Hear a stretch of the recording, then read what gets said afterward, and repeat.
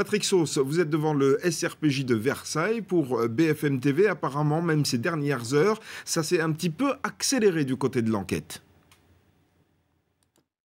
Oui, c'est vrai qu'il y avait eu un grand appel à témoins qui avait été lancé par les autorités il y a déjà plusieurs jours pour retrouver notamment cette moto qui a été aperçue sur plusieurs scènes de crime, et les enquêteurs ont décidé de ne négliger vraiment aucune piste. C'est pour ça qu'on a vu ce matin une moto, une Suzuki blanche et bleue qui avait été déjà retrouvée hier dans un box à Viry-Châtillon, vraiment tout près en bordure de l'autoroute A6.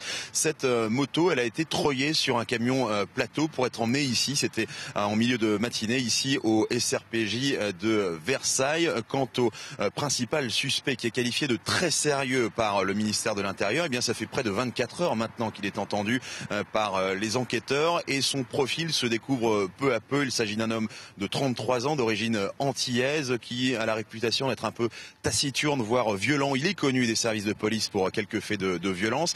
Il est aussi habitué de plusieurs clubs de tir, des stands de tir de la région. Il loue également plusieurs box dans quelques villes aux alentours de Ris-Orangis notamment. Et puis il est surtout maintenant connu pour être le propriétaire d'une moto qui correspond parfaitement au signalement donné par les autorités depuis plusieurs jours. Une moto qui est immatriculée au nom de la deuxième personne qui a été placée en garde à vue hier, un homme qui a été interpellé à Paris mais qui pourrait avoir été victime d'une usurpation de son identité.